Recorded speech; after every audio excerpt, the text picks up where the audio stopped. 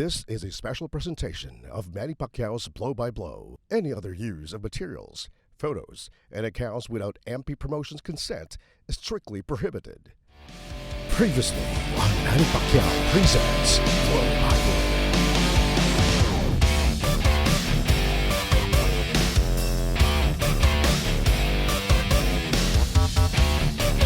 Yan po si Ringo from Tiger City Boxing Gym.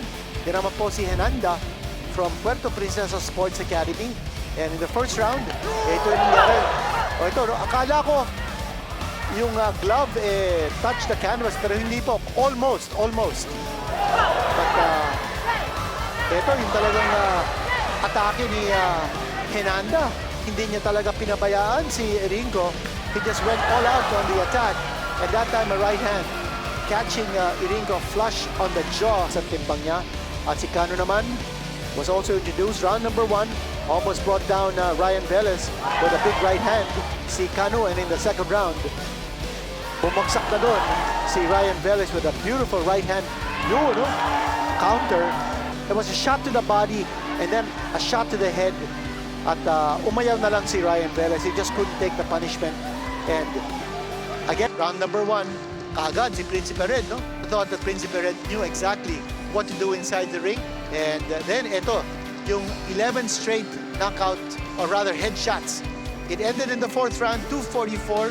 Ito po yung back somersault ni Principe Red to celebrate his victory. Naman po si Ireno. Remember si Ireno, wala pa pong talo yan, ha? And makita natin, that was a left hand. He was staggered, and then the left hand. But the coup de grace was a right hand. Yun. Ito, a shot to the body, and then the right hand. Tapos yun, sabi nung, ito, bumagsak si Pagpuro, pero hindi po dahil sa suntok, dahil kay Ireno. Kusang bumagsak si Pagpuro in celebration of his victory. Ako, kita mo, pumadyak-padyak. Pagpuro with a big victory.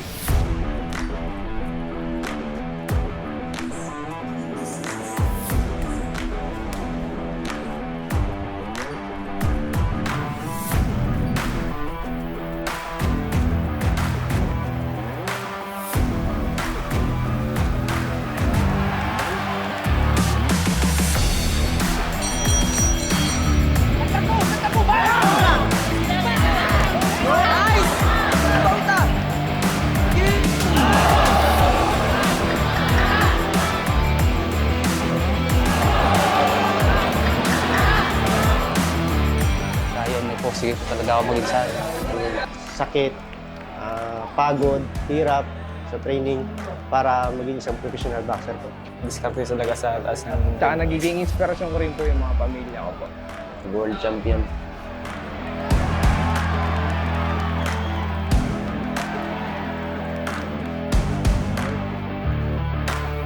Lubos ko pong ikinalulungkot ang pagpanaw ng ating magiting na atleta na si Kenneth Igano. Matindi ang tapang na ipinakita niya sa kanyang laban at isa na siya sa mga susunod na kampiyon ng ating bansa. But the Lord has other plans at ang magagawa na lang po natin ay ang hangaan ng kanyang kagitingan na sana magsilbing inspirasyon sa ating iba pang mga kababayan. Alam ko ang hirap na pinagdadaanan ng ating mga boksingero para iangat ang kanilang buhay, kaya asahan niyo po ang suporta ng buong Blow by Blow team, lalo-lalo na sa pamilya Igano. Tuloy-tuloy pa din po ang suporta natin sa ating mga kababayan na pinili ang larangan na ito. At asahan niyo pa din po na kami ay manatiling matatag at handa sa mga hamon ng buhay, katulad ng tapang na ipinakita ni Kenneth Igano. Maraming salamat po sa inyong lahat. Our condolences to Igano family. Thank you so much.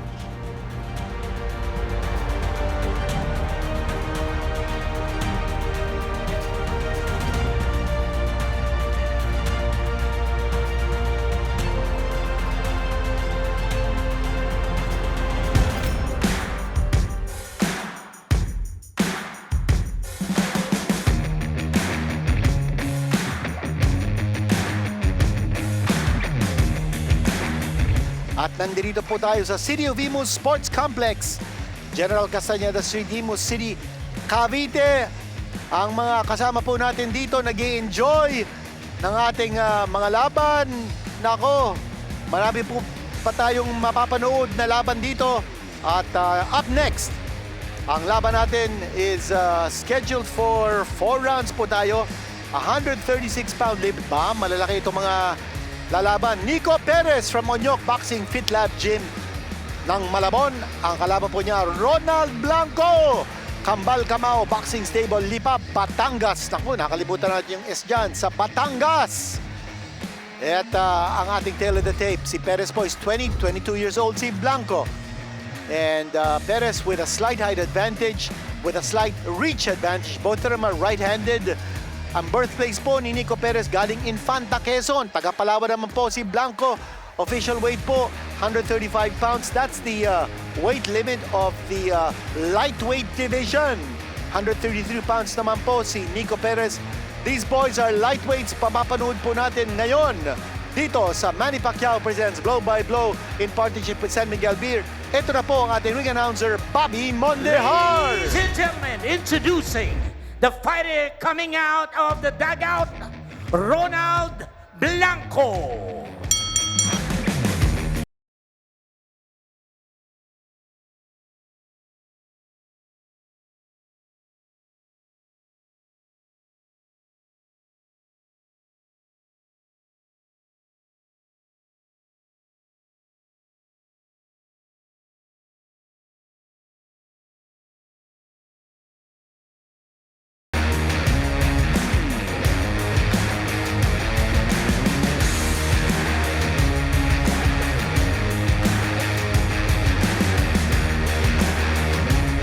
Ladies and gentlemen, introducing the fighter coming out of the dugout, Nico.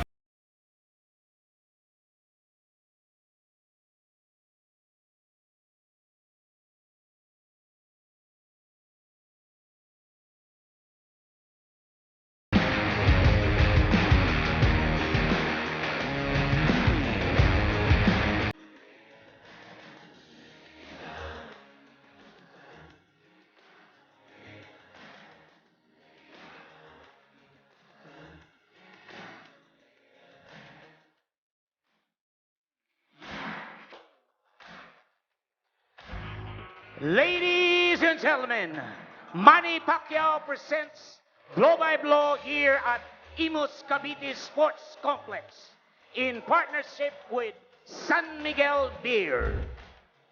Ladies and gentlemen, introducing the fighter fighting out of the blue corner. He weighed in at 135 pounds.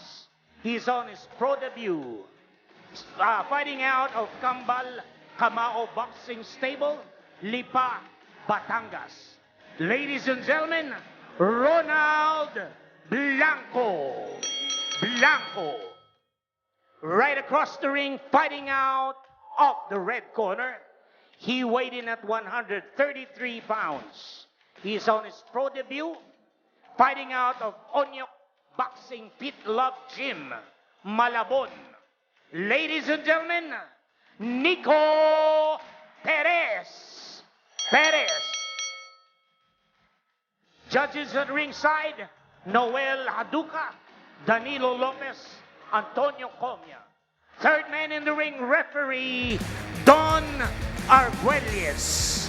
This will be 4 rounds of professional boxing. Perez, come on. Okay guys, alam na natin ang mga rules, ang mga hindi dapat gawin. Makinig lang sa iuutos ko. Pag sinabing break, stop, lumayo. Okay? Touch gloves. Come on. Sir. Sir. Okay, ready. At mag-umpisa na po ang ating laban, scheduled for 4 in the lightweight division. Yung blondie po ay si Nico Perez at ang kalaban po niya si Ronald Blanco. Bang cornerman po ni Blanco is Jeffrey Oñate. Siya po ay former professional boxer with a record of 34, 26, and 8. Naku, daming laban. So, he fought 68 times as a pro and finished his career in 2007. Yan po si Jeffrey Oñate, cornerman ni Ronald Blanco.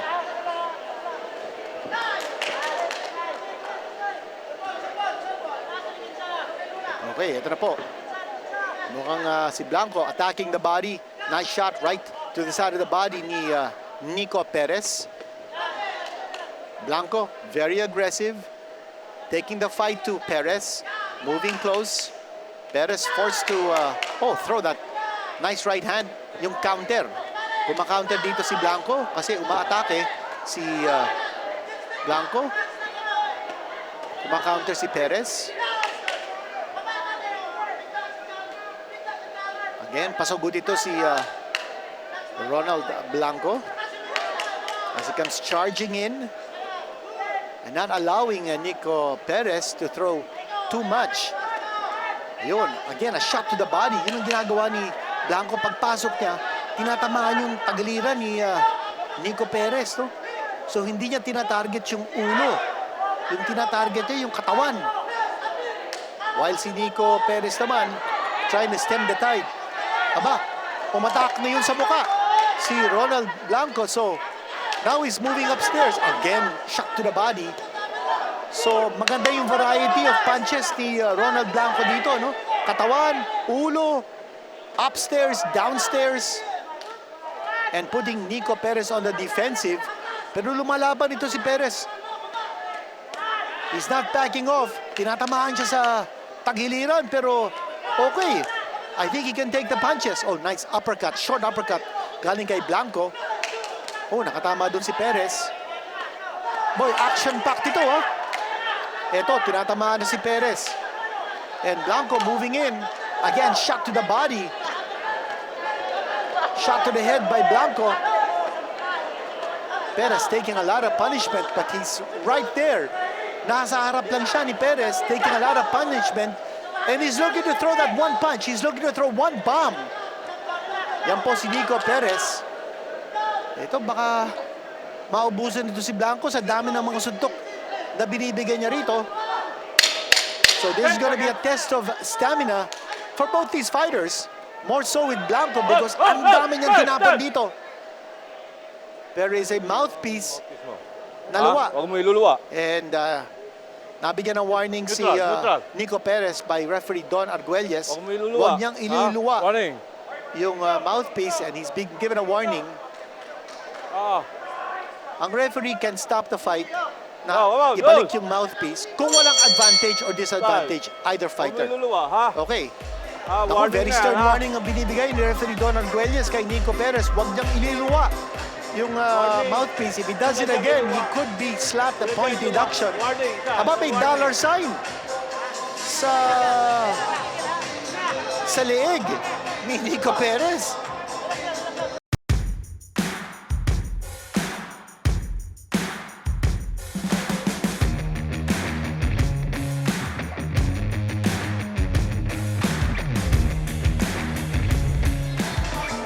It's been action-packed. Papanood po natin yung Punch on the Run brought to you by San Miguel Beer. Ang daming binitawan dito ni Blanco, but those body shots, those have to hurt. Naku, aray! Sa tagiliran yun. Po, nakabawi doon, naka-counter si Perez with a left hand to the face. Okay, second down.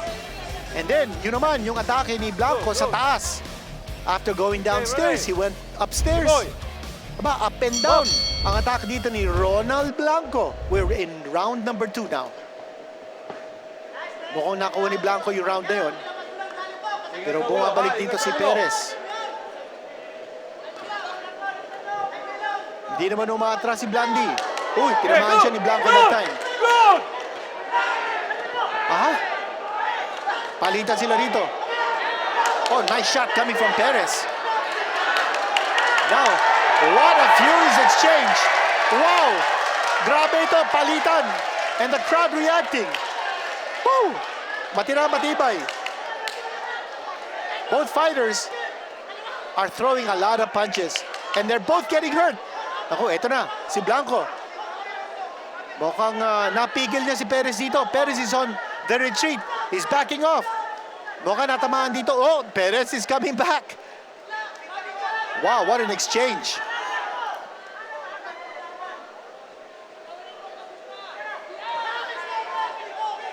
Ito, pasugod si Blanco. Devil may care ang attitude dito. Sandali. Ano yung nangyari?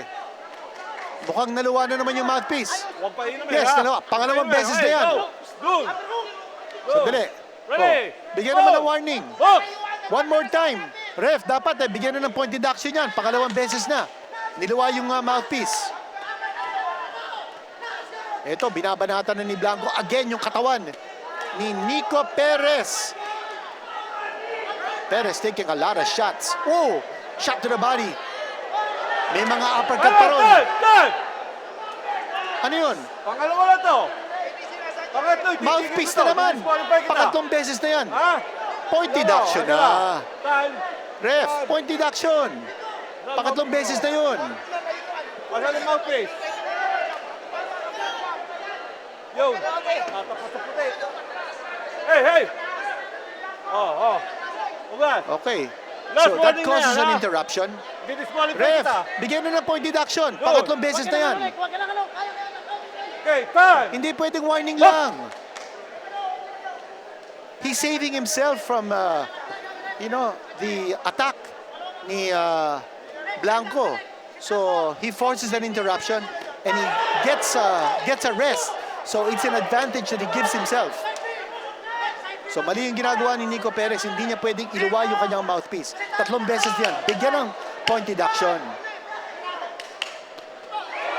Ito, bumabalik si Perez. Pero si Blanco talagang hinahanap niya dito, knockout. Binabanatan niya si Perez. Break. Come on. Yung body attack ni Blanco, yan ang matindi. And here it comes again. That shot to the side of the body ni Blanco is causing Perez to gasp for breath. Ito, bukas na yung bibig ni Perez dito. He's trying to fight back. But again, those shots to the body must be taking a toll. 10 seconds.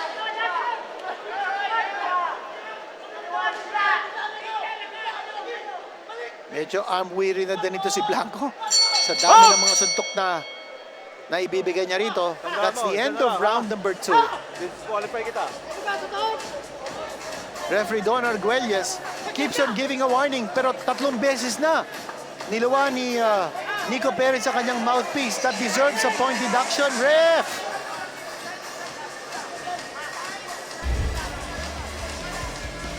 Punch of the round. Ito, panoorin natin kung ano nangyari. Again, shot to the body. Nayayanig dito si Nico Perez. And then, yung uppercut, yun, nako, to the point of the chin. Pasok na pasok yung uppercut. Yun. And then shot to the body. Makita natin. Yun, oh. Antitindi nun. Naku, yung pa. Uppercut. Punch of the round. Actually, punches of the round. Yun. Presented to you by San Miguel Beer. Ang ganda ng angulo ng ating cameraman. So, kudos to our production team for giving us those angles, those beautiful shots. Okay, round number 3 na po tayo. Mukhang klarong-klaro. Blanco in the lead of this fight.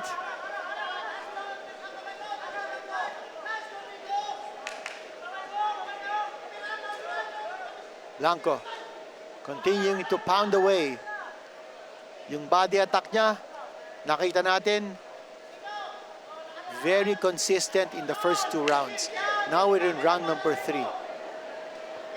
Mukhang hindi masyadong sumusugo dito si Blanco. Oh, he's missing. But he's lunging. And Nico Perez has to counter. Maski na paano, dapat sumuntok ito si Perez, but he's retreating. Ito, nakita natin, sinusuntok na naman si Perez, this time sa muka. Relentless ito si Blanco. And Nico Perez trying to counter and fight back. Showing some defense.